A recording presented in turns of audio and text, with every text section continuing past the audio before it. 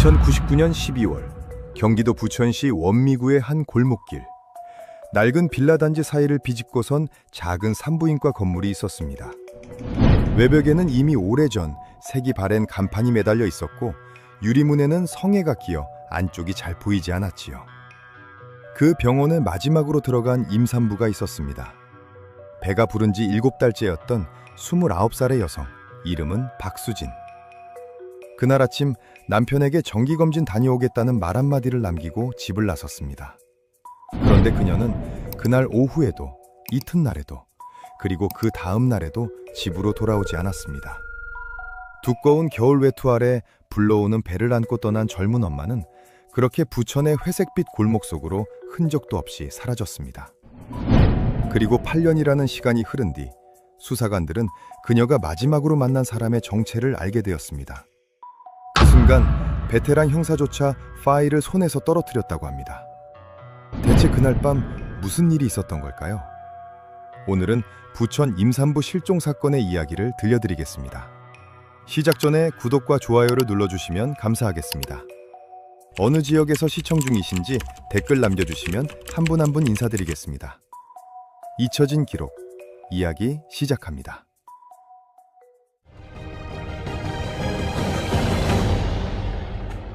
(1999년의) 부천은 서울 외곽의 여느 위성도시가 그렇듯 빠르게 올라가는 아파트 단지와 아직 철거되지 않은 낡은 빌라 골목이 뒤엉켜 있는 도시였습니다.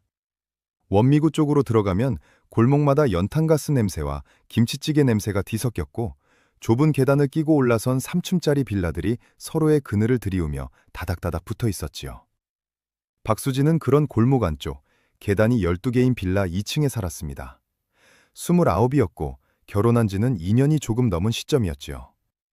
남편 최동현은 인근 공업사에서 자동차 정비 일을 했고 수입이 넉넉하진 않았지만 둘은 별탈 없이 살았습니다.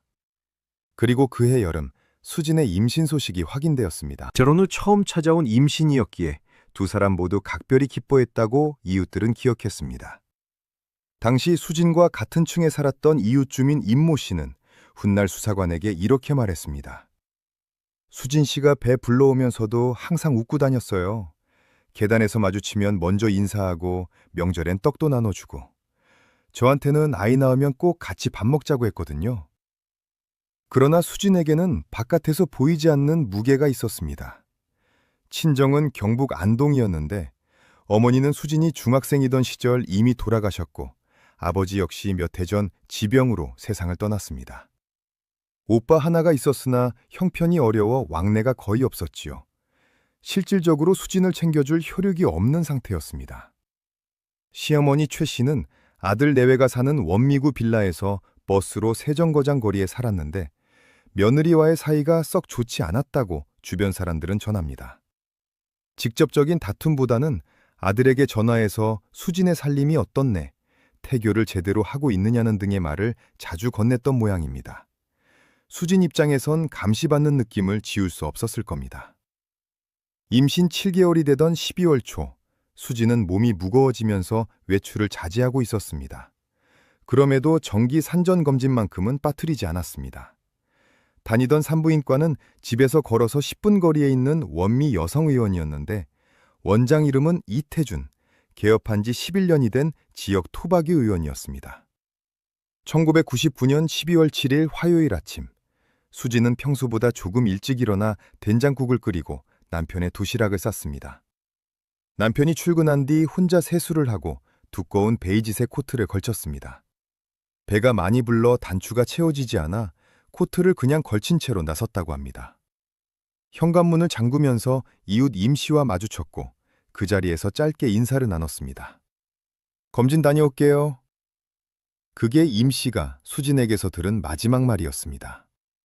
오전 10시 30분, 수진은 원미 여성의원에 도착했습니다. 접수를 마치고 대기실 의자에 앉았다는 사실이 이후 수사를 통해 확인되었습니다.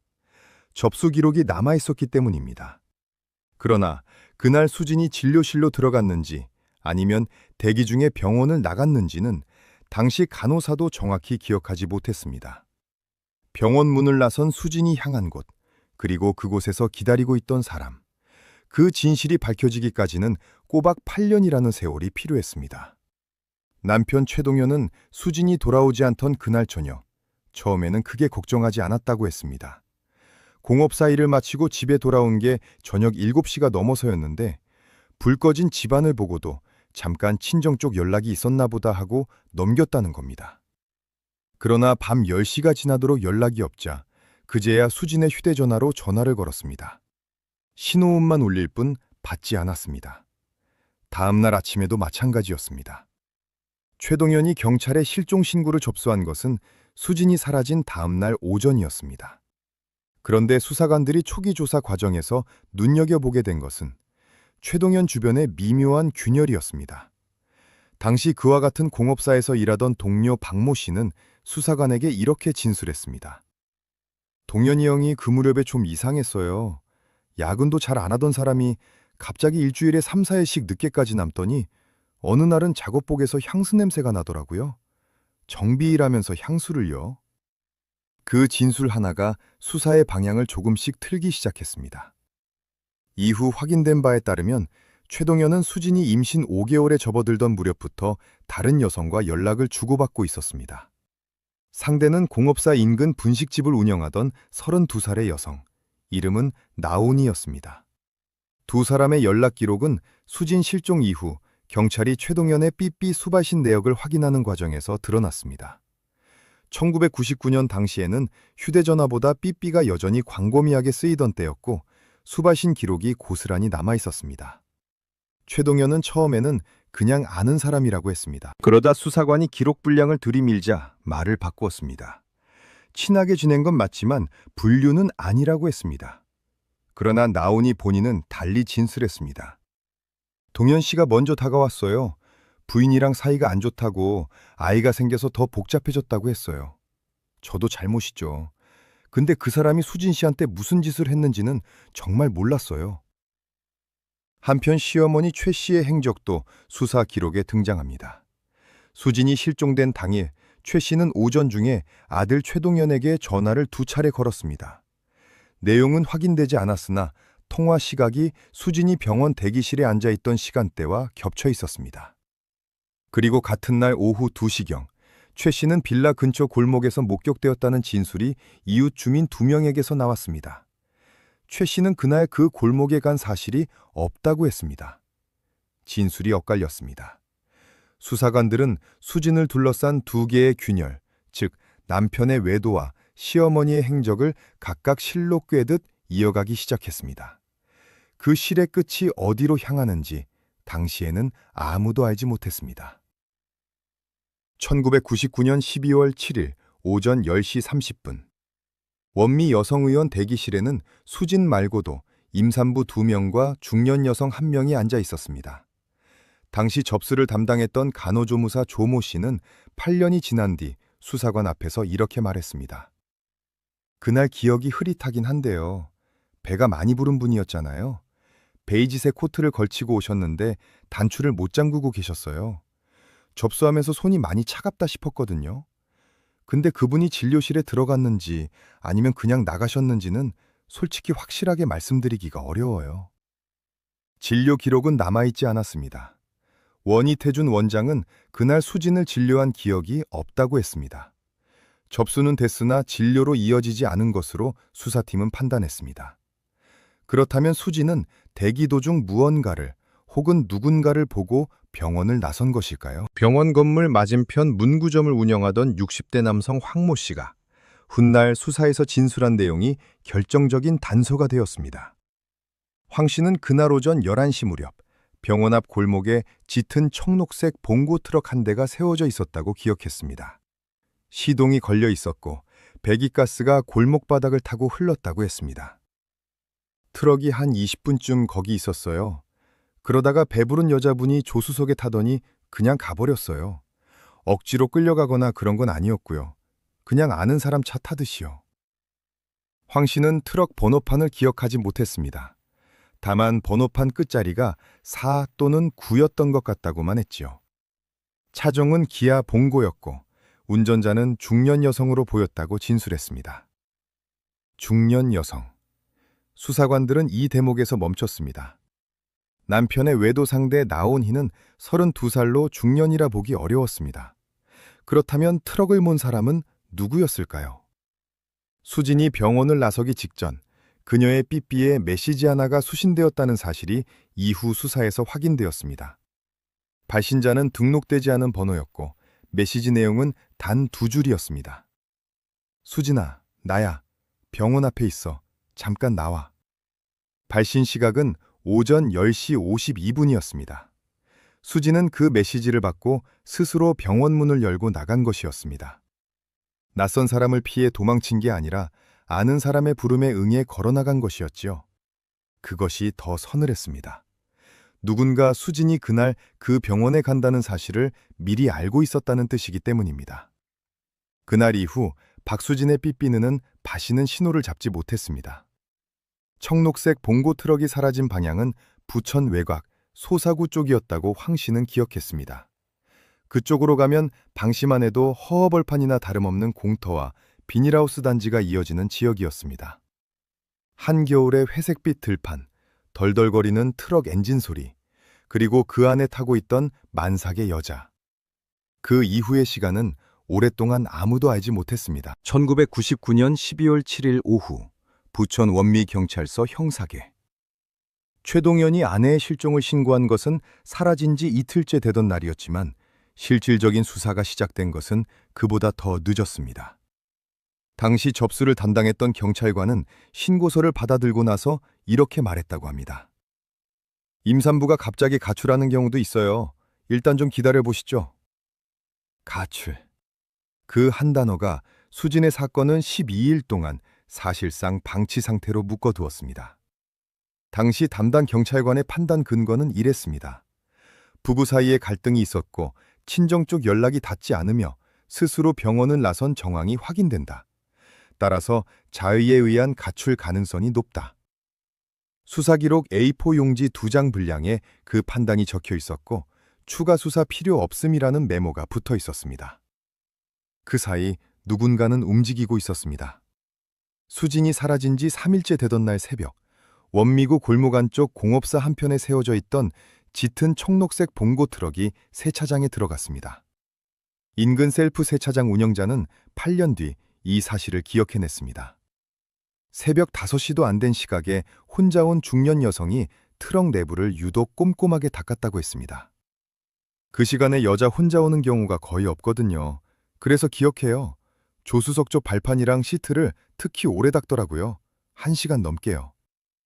세차를 마친 트럭은 다시 원래 자리로 돌아갔습니다. 그 후 트럭의 행방은 수사 기록에서 오랫동안 언급되지 않았습니다. 수진이 사라진 지 5일째 되던 날에는 또 다른 일이 있었습니다. 원미구 빌라 인근 공터, 드럼통에서 옷가지를 태운 흔적이 발견되었다는 주민 제보가 있었으나 당시 경찰은 이를 단순 쓰레기 소각으로 분류하고 현장 확인조차 하지 않았습니다. 훗날 재수사 과정에서 그 드럼통 바닥에서 베이지색 합성섬유 탄화물이 일부 수습되었는데 성분 분석 결과 두꺼운 코트 소재와 일치하는 것으로 나타났습니다. 베이지색 코트. 수진이 그날 아침 단추를 잠그지 못한 채 걸치고 나섰던 바로 그 코트였습니다. 최동현은 수사 초기 경찰 면담에서 차분한 모습을 유지했다고 기록은 전합니다. 눈물을 보이기도 했으나 베테랑 형사 눈에는 어딘가 건조한 느낌이었다고 합니다. 아내가 어디 갔을 것 같냐는 질문에 최동현은 이렇게 답했습니다. 글쎄요, 워낙 친정 쪽이 없으니까 어디 혼자 가서 생각을 정리하고 싶었던 거 아닐까요? 임신 7개월의 아내가 한겨울에 혼자 생각을 정리하러 떠났다는 말을 당시 수사팀은 그냥 넘겼습니다. 실종 신고 12일째 되던 날, 사건은 내사 종결에 가까운 상태로 분류되었습니다. 담당 경찰관은 인사이동으로 다른 부서로 옮겨갔고 박수진이라는 이름은 두꺼운 미제 파일 더미 속 어딘가로 조용히 묻혀들어갔습니다. 부천의 그 겨울은 그렇게 아무 일도 없었다는 듯 지나갔습니다. 1999년 말 부천 원미경찰서는 박수진 실종 사건을 공식 미제 파일로 분류하고 보관함에 넘겼습니다. 부천의 골목은 재개발 바람을 타고 조금씩 모습을 바꾸어 갔습니다. 수진이 살던 빌라 단지 인근에도 새 아파트가 들어섰고 그녀가 마지막으로 들어갔던 원미 여성의원 건물은 2003년에 헐리고 그 자리에 편의점이 생겼습니다. 도시는 기억을 지우듯 빠르게 새로워졌고 박수진이라는 이름을 기억하는 사람은 점점 줄어들었습니다. 반면 어떤 사람의 삶은 그 시간 동안 눈에 띄게 달라졌습니다. 최동현은 수진이 사라진 지 2년 뒤 나온이와 재혼했습니다. 절차는 조용했습니다. 수진의 실종 신고는 법적으로 마무리되지 않은 상태였기 때문에 혼인신고까지는 시간이 걸렸으나 두 사람은 사실혼 관계로 먼저 함께 살기 시작했습니다. 2004년에는 나온이 명의로 부천 소사구 쪽에 작은 정비소를 차렸고 2006년 무렵에는 직원 2명을 두는 규모로 성장해 있었습니다. 동네 사람들은 최동현을 성실한 사람이라고 했습니다. 일찍 나와서 늦게까지 일하고 손님한테 바가지 안 씌운다고 소문이 났습니다. 재혼한 사실을 아는 사람들도 그러려니 했습니다. 전처가 가출했다고 알려진 탓에 동정 여론도 없지 않았습니다. 수진의 오빠 박성호는 달랐습니다. 안동에서 막노동을 하며 살던 박성호는 매해 12월만 되면 부천으로 내려왔습니다. 동생이 사라진 달이었기 때문입니다. 원미구 골목을 걸으며 전단지를 돌리던 초기와 달리 해가 갈수록 전단지를 받아주는 사람도 줄었고 경찰서 문을 두드려도 돌아오는 대답은 한결같았습니다. 현재로선 추가 수사 계획이 없습니다. 박성호는 2005년 겨울 원미 경찰서 민원실 앞에서 혼자 피켓을 들고 서 있다가 제지를 받았습니다. 피켓에는 이렇게 쓰여 있었습니다. 임신 7개월 내 동생 박수진을 찾습니다. 1999년 12월 7일 실종. 경찰관이 다가와 조용히 해달라고 했을 때 박성호는 아무 말도 하지 않고 피켓을 내렸다고 합니다. 싸울 힘도 이미 많이 달아 있었습니다. 한편 수진의 시어머니 최 씨는 이 기간 내내 아들 최동현의 곁에 있었습니다. 아들이 정비소를 차린 뒤로는 가끔 가게 앞을 쓸거나 점심을 챙겨주러 나타나곤 했다는 이웃의 진술이 있습니다. 그런데 이 무렵 최 씨에게는 한 가지 특이한 행동이 있었습니다. 소사구 외곽, 최 씨의 자택 마당 한편에는 오래된 장독대가 있었습니다. 집을 수리할 때도 마당을 송볼 때도 최 씨는 그 장독대만큼은 절대 건드리지 못하게 했다고 합니다. 인부들이 장독대를 옮겨야겠다고 하면 최 씨는 언성을 높였습니다. 거기는 손대지 마! 절대로! 당시에는 노인의 고집이라고들 생각했습니다. 아무도 그 장독대 아래에 무엇이 있을지 상상하지 못했습니다. 8년이라는 시간은 그렇게 흘렀습니다. 누군가에게는 번영의 시간이었고 누군가에게는 기다림과 소진의 시간이었으며 장독대 아래 묻힌 진실에게는 그저 차갑고 긴 침묵의 시간이었습니다. 사람의 몸은 오래 숨긴 것을 어느 순간 밖으로 밀어내려 합니다. 말이 아니라 행동으로, 행동이 아니라 잠 속에서. 2005년 겨울부터 최 씨의 주변 사람들은 그녀의 변화를 감지하기 시작했습니다. 처음에는 사소한 것들이었습니다. 밥을 먹다 숟가락을 내려놓고 멍하니 창밖을 바라보는 일이 잦아졌습니다. 말수가 줄었고 아들 최동현이 전화를 해도 받지 않는 날이 생겼습니다. 평생 교회를 다니지 않던 사람이 갑자기 인근 성당 앞을 서성이다 들어가지도 못하고 돌아오는 모습을 이웃이 목격하기도 했습니다. 최 씨와 20년 넘게 알고 지낸 동네 지인 강모 씨는 2006년 봄 어느 날 최 씨와 마주쳤던 일을 또렷이 기억했습니다. 장을 보다가 골목에서 딱 마주쳤는데 얼굴이 너무 상해 있더라고요. 잠을 못 자는 사람 얼굴이었어요. 어디 아프냐고 물었더니 그냥 웃기만 했는데 그 웃음이 좀 이상했어요. 눈이 안 웃고 있었거든요. 최 씨의 수면 문제는 시간이 갈수록 심해졌습니다. 아들 최동현이 나중에 수사관에게 진술한 바에 따르면 2006년 말 무렵부터 어머니가 새벽에 잠꼬대를 한다는 얘기를 재혼 상대 나온이에게서 들었다고 했습니다. 최 씨가 가게에 점심을 가져올 때 낮에도 깜빡깜빡 한다는 것도 그 무렵부터였습니다. 잠꼬대의 내용을 나온이는 직접 들은 적이 있었습니다. 최 씨가 집에서 낮잠을 자다 소리를 질렀는데 나온이가 깜짝 놀라 들여다보니 최 씨가 눈을 감은 채 이렇게 중얼거리더라는 겁니다. 거기 놔둬. 거기 있어야 해. 꺼내면 안 돼. 나온이는 그 말이 무슨 뜻인지 몰랐다고 했습니다. 그냥 노인이 꿈을 꾸는 거려니 했다고요. 그 진술이 수사 기록에 올라온 것은 2007년 가을, 모든 것이 터진 뒤였습니다. 술도 이 무렵부터 가까워졌습니다. 최 씨는 원래 제삿날 외에는 술을 거의 입에 대지 않는 사람이었는데 2006년 겨울부터는 혼자 집에서 막걸리를 마시는 날이 늘었습니다. 한 번은 동현이 저녁에 들렀더니 어머니가 부엌 바닥에 등을 기대고 앉아 빈 막걸리병 2개를 옆에 두고 있었다고 했습니다. 최 씨는 아들을 보고도 일어나지 않았습니다. 그저 천장을 보며 이렇게 말했다고 합니다. 동현아, 사람이 죄를 지으면 어떻게 되는 거냐? 최동현은 그 말을 술 주정으로 넘겼다고 했습니다. 그리고 마당의 장독대. 최 씨는 이 무렵 들어 장독대 주변을 더욱 집착적으로 관리했습니다. 비가 온 다음 날이면 어김없이 나와 장독대 주변 흙을 고르고 돌을 얹었습니다.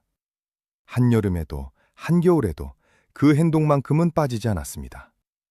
아들이 어머니 집 가까운 요양원을 알아봐 오면 최 씨는 완강하게 거부했습니다.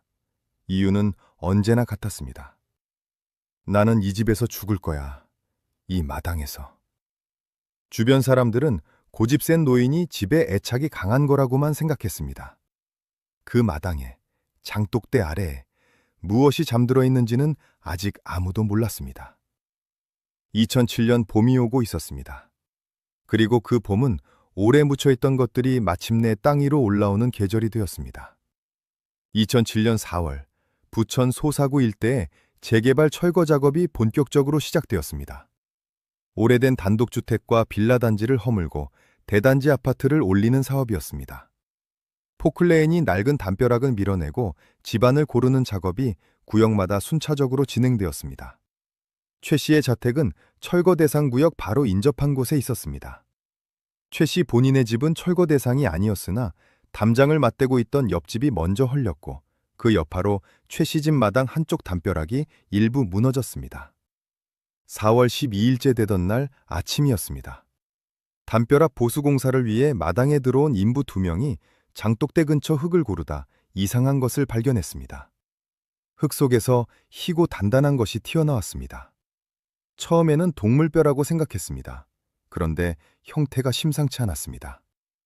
인부 중 한 명이 삽을 내려놓고 쪼그려 앉아 들여다보다 그 자리에서 일어나지 못했습니다. 사람의 손가락뼈였습니다. 경찰이 출동한 것은 오전 11시가 채 되지 않은 시각이었습니다. 장독대 아래 1m 60cm 깊이의 흙 속에서 성인 여성의 유골이 수습되었습니다. 태아의 흔적도 함께였습니다. 현장에 출동한 감식팀은 즉시 국립과학수사연구원에 감정을 의뢰했습니다. 국과수 감정 결과는 20일 뒤 나왔습니다.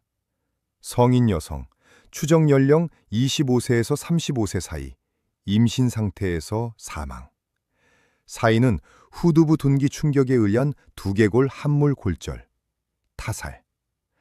사망 추정 시점은 유골 상태와 토양 분석을 종합했을 때 8년에서 9년 전, 즉 1999년 전후로 추정된다는 결론이었습니다.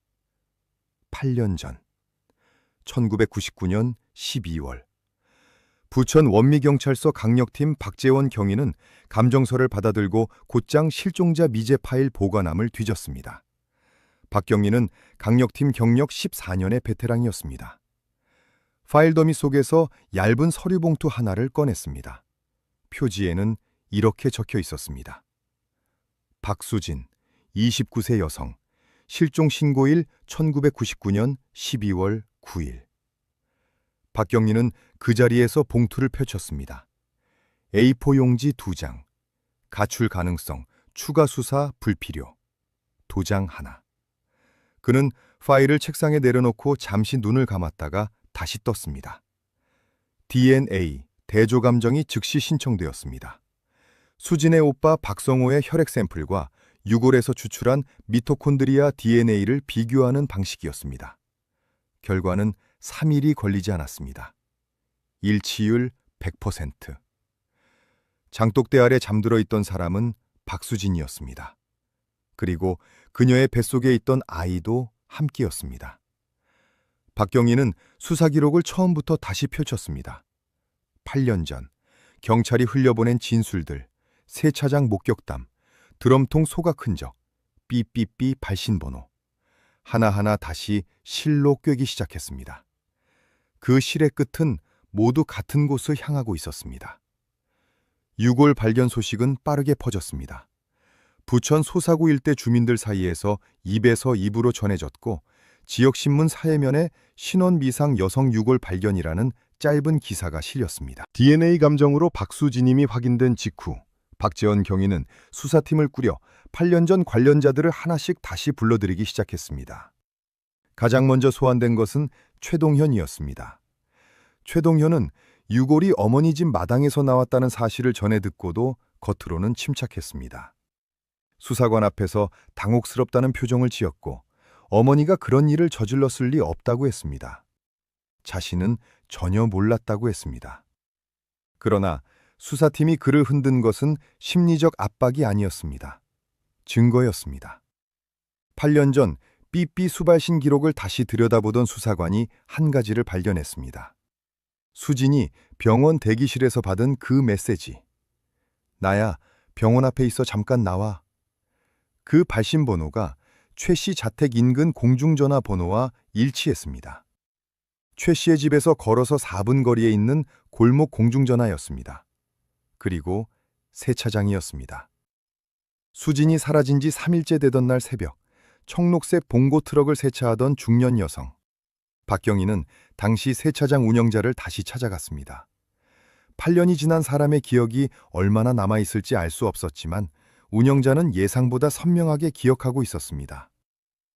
그 여자분 손이 많이 떨렸어요. 세차하면서 호스를 2번인가 떨어뜨렸거든요. 그리고 트럭 조수석 시트 쪽에 뭔가 검은 비닐봉지를 들고 다녔는데 세차 끝나고 저쪽 쓰레기통에 버리고 갔어요. 쓰레기통은 이미 오래전 철거된 상태였습니다. 그러나 그 진술만으로도 충분했습니다. 트럭의 소유자는 최 씨의 조카 명의로 등록된 차량이었습니다. 최 씨가 실질적으로 사용하던 트럭이었다는 사실이 조카의 진술로 확인되었습니다. 수사팀이 최 씨를 소환한 것은 DNA 감정 결과가 확인된 직후였습니다. 72세가 된 최 씨는 조사실에 들어서며 지팡이를 짚고 있었습니다. 수사관과 눈을 마주치지 않았습니다. 자리에 앉고 나서도 한동안 무릎이 손만 내려다봤습니다. 박경희가 공중전화 발신 기록과 세차장 목격 진술, 트럭 소유 관계를 차례로 제시하는 동안 최 씨는 아무 말도 하지 않았습니다. 그러다 박경희가 마지막으로 유골 감정 결과서를 테이블 위에 올려놓으며 말했습니다. 수진 씨 뱃속 아이도 함께 수습됐습니다. 그 순간이었습니다. 최 씨의 어깨가 천천히 무너져 내렸습니다. 지팡이를 쥔 손에서 힘이 빠졌고 입술이 달싹였습니다. 오랫동안 아무 소리도 나오지 않다가 작고 쉰 목소리가 흘러나왔습니다. 그런데 그 다음 진술이 수사관들을 얼어붙게 만들었습니다. 최 씨의 고백 속에는 혼자가 아니었다는 말이 들어있었기 때문입니다. 동현이한테 시켰어. 같이 묻었어. 박재원 경위는 조사실 문을 열고 나와 복도에서 잠시 멈춰섰다고 합니다. 그리고 천천히 숨을 내쉬었습니다. 아들과 어머니, 두 사람이었습니다. 최 씨가 입을 연 순간부터 수사는 걷잡을 수 없이 빠르게 전개되었습니다. 최동현은 어머니의 고백 사실을 전달받자마자 태도가 바뀌었습니다. 그때까지 침착하게 모른다는 말만 반복하던 사람이 조사실 의자에서 두 손으로 얼굴을 감쌌습니다. 긴 침묵이 흘렀습니다. 박재원 경위가 아무 말 없이 기다렸습니다. 그 침묵이 30분을 넘어갈 무렵 최동현이 손을 내리고 천장을 바라보며 입을 열었습니다. 어머니 혼자 한 거 아닙니다. 나도 알고 있었어요. 자백은 그렇게 시작되었습니다.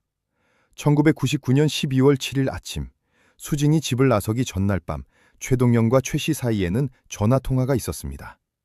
내용은 수진에 관한 것이었습니다. 최 씨가 먼저 꺼낸 말이었다고 합니다. 그 여자 정리해야 한다. 최 씨가 며느리 수진을 제거하려 마음먹은 데에는 복합적인 이유가 있었습니다. 표면적으로는 고부 갈등이었지만 그 안쪽에는 돈이 있었습니다. 최 씨는 자신 명의의 소사구 단독주택을 아들에게 물려줄 계획을 오래전부터 세우고 있었습니다. 그런데 수진이 임신을 하면서 상황이 달라졌습니다. 아이가 태어나면 재산 분배 구조가 복잡해진다고 최 씨는 판단했습니다. 더불어 아들이 나온이와 가깝게 지내는 것을 알고 있던 최 씨는 나온이 쪽을 원했습니다. 수지는 친정도 없고 기댈 곳도 없는 여자였습니다. 없애기 쉬운 사람이라고 생각했던 겁니다. 최동현은 처음에는 어머니의 말을 흘려들었다고 했습니다. 그러나 거부하지도 않았습니다. 그것이 공모였습니다. 다음 날 아침 최 씨는 수진의 삐삐 번호로 공중전화를 걸었습니다. 번호는 아들에게서 미리 받아두었습니다. 병원 대기실에서 메시지를 받은 수진은 시어머니의 목소리라고 생각했을 겁니다. 아니면 아는 사람이라고 생각했을 겁니다. 그래서 의심 없이 나간 것이었습니다. 최 씨는 청록색 봉고 트럭을 몰고 병원 앞 골목에서 수진을 태웠습니다. 수진은 조수석에 앉으며 어디 가느냐고 물었을 겁니다. 최 씨는 조용한 데서 할 말이 있다고 했을 겁니다. 트럭이 향한 곳은 소사구 외곽의 최 씨 자택이었습니다. 이후의 일은 최 씨의 진술과 최동현의 진술이 일부 엇갈렸습니다. 그러나 국가수 감정 결과와 교차 검증했을 때 수사팀이 재구성한 정황은 이러했습니다. 수진은 최 씨 자택 마당에서 뒤통수에 둔기 충격을 받았습니다. 흉기로 사용된 것은 마당에 있던 돌 절구 모서리로 추정되었습니다. 후두부 함몰 골절 형태가 이와 일치했습니다. 수진은 그 자리에서 즉사했을 가능성이 높다고 법의학 전문가는 판단했습니다. 최동현은 퇴근 후 어머니 집으로 왔습니다. 마당에 이미 구덩이가 파여 있었습니다.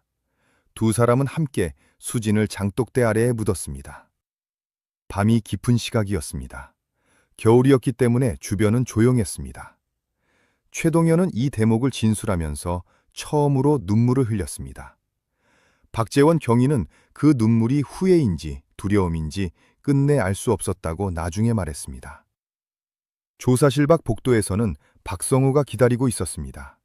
동생이 실종된 지 8년 만에 처음으로 경찰서에 기다려달라는 연락을 받고 올라온 참이었습니다.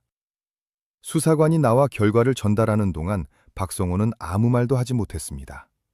한참 뒤에야 그가 내뱉은 말은 단 한마디였습니다. 우리 수진이가 거기 있었구나. 그 말이 복도에 오래 남았습니다. 2007년 5월 인천지방법원 제3형사부. 최동현과 최 씨 모자는 살인 및 사체 은닉 혐의로 구속 기소되었습니다. 재판은 그해 가을부터 이듬해 봄까지 이어졌습니다. 방청석은 매 기일마다 자리가 찼습니다. 임신한 며느리를 죽이고 8년간 마당에 묻어두었다는 사실이 알려지면서 세간의 공분이 컸습니다. 최 씨 측 변호인은 고령과 건강 악화를 이유로 선처를 호소했습니다. 최동현 측은 어머니의 주도 아래 이루어진 일이며 본인은 사후 가담에 그쳤다고 주장했습니다. 그러나 공중전화 발신 기록과 세차장 목격 진술, 삐삐 수발신 내역, 그리고 두 사람의 자백이 교차하며 법정에서 하나의 그림을 완성했습니다. 2008년 3월 14일 선고 공판이 열렸습니다. 재판장은 판결문을 읽기 전 잠시 멈추었습니다. 방청석이 숨을 죽였습니다. 최 씨에게는 징역 25년이 선고되었습니다. 재판부는 판결문에서 이렇게 밝혔습니다. 피고인은 재산과 아들의 재혼을 위해 임신 7개월의 며느리와 그 태아의 생명을 빼앗았으며 이후 8년간 진실을 은폐하고 유족에게 씻을 수 없는 고통을 안겨주었다. 죄질이 극히 불량하다. 최동현에게는 징역 15년이 선고되었습니다. 재판부는 사후가담이라는 주장을 받아들이지 않았습니다. 전날 밤 어머니와의 통화에서 범행을 묵인하고 사후 처리에 직접 가담한 사실이 인정된다고 했습니다. 선고가 끝나는 순간 방청석 한편에서 낮은 울음소리가 새어나왔습니다. 박성우였습니다. 그는 손으로 입을 막고 고개를 숙인 채 어깨를 떨었습니다. 옆에 앉은 지인이 등을 조용히 두드렸습니다. 8년이라는 시간이 그 울음 한 번으로 다 쏟아질 수는 없었겠지만 그래도 그날 법정에서만큼은 무언가가 비로소 끝났습니다. 2008년 5월, 박수진의 유골은 안동 외곽의 한 납골당에 안치되었습니다. 오빠 박성호가 수진의 이름을 새긴 작은 비석을 직접 골랐습니다. 비석 앞에는 하얀 국화 한 다발이 놓였습니다. 납골당 창너머로 늦봄의 햇살이 비스듬히 들어오고 있었습니다. 박성호는 비석 앞에 한참 동안 서 있었습니다.